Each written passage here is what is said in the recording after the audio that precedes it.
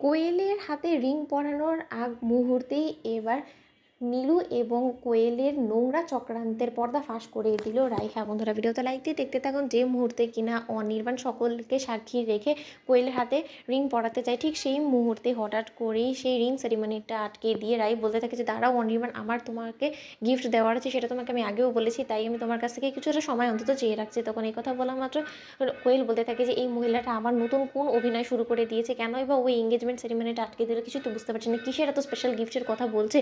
সেই আশা থেকে শুরু করে এখনও পর্যন্ত বলেই যাচ্ছে। অন্যদিকে অনির্বাণের মা বলতে থাকে যে তোমার সব বিষয়ে এতটা হেয়ালি কেন বলো তো রাই, আর তার থেকে বড় কথা বাড়ি ভর্তি গেস্টের সামনে তোমার এই সিক্রেটটা না করলেই হতো না, বলো তো শুধু শুধু এঙ্গেজমেন্ট সেরিমনিটা আটকে দিলে কেন, বলো তো তোমার উদ্দেশ্যটা কি। তখন এই কথা বলা মাত্র রাই বলতে থাকে যে আন্টি, আমার উদ্দেশ্য যাই হয়ে যাক না কেন, কিন্তু তার শর্ত আপনার ছেলের জীবনই বাঁচবে। এরপরে আপনি যখন আমার এই গিফটটা দেখতে পাবেন না, তখন সব থেকে বেশি কৃতজ্ঞ আমার প্রতি আপনিই থাকবেন, আপনি দেখে নেবেন।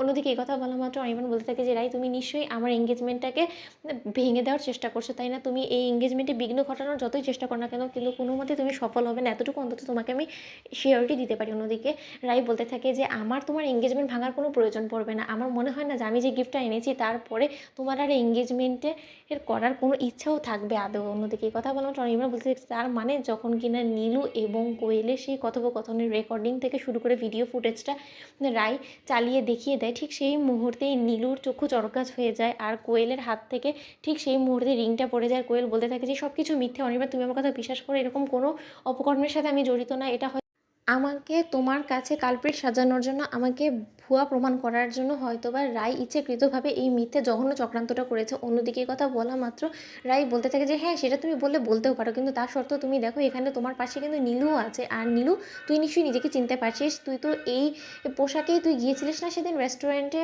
কোয়েলের সাথে, তুই যে কোয়েলের সাথে ওর এঙ্গেজমেন্টের সকল অ্যারেঞ্জমেন্ট নিয়ে ডিসকাশন করলি, তার পাশাপাশি তুই এটাও বললি যে তুই নাকি গোটা প্ল্যানটাকে দিয়েছিলিস কোয়েলকে এক্সিকিউট করার জন্য, আর কোয়েল ঠিক সেইভাবে এক্সিকিউট করেছে বিধায় আজকে আমার এবং অনির্বাণের ডিভোর্সটা হতে পেরেছে, আর অনির্বাণ এখন কোয়েলের হতে পেরেছে, তাই না? তাহলে তুই এখন এই জিনিসটা দেখে কেন অবিশ্বাস করছিস বলতো? তুই কি এখন কোয়েলকে চিনতেও পারছিস না? তোদের ওই বন্ধুত্বপূর্ণ সম্পর্কর কথাটা কি এখন তুই সকলের কাছে বলবি না বলতো? তোদের মধ্যে এতটা ভালো সম্পর্ক, এখন সেই কথাটা বলতেও তোর লজ্জা করছে, তুই এখন কেন অস্বীকার করতে যাবি বলতো কোয়েলকে? কোয়েল তো হাজার হোক তোর খুব ভালো ফ্রেন্ড, তাই না? তোরা তো ক্রাইম ইন পার্টনার, হাজার হোক তোদের এতটা ঘনিষ্ঠ বন্ধুত্ব, এখন সেই জিনিসটা সব কিছু যখন সকলের কাছে ফাঁস করে দিলাম, অমনি এখন তুই আমার কাছ থেকে পোল্টি নেওয়ার চেষ্টা করবি, তাই তো? তখন এই কথা বলতে নীলু বলতে থাকে যে ও তার মানে দিদিভাই তুই এই জঘন্য ঘৃণ্য কাজটা করার জন্যই এতগুলো টাকা বাড়ি থেকে উধাও করেছিস, তাই তো? তখন এই কথা বললাম তো রাই বলতে থাকে যে অমনি আবার নতুন তুই অভিনয় শুরু করে দিলি, তাই না নীলু? তোর মাথার মধ্যে সর্বক্ষণ এরকম চক্রান্ত ঘুরতেই থাকে, তাই তো? তো বন্ধুরা, ভিডিওটি ভালো লাগলে লাইক এবং শেয়ার করে সাবস্ক্রাইব করতে ভুলো না।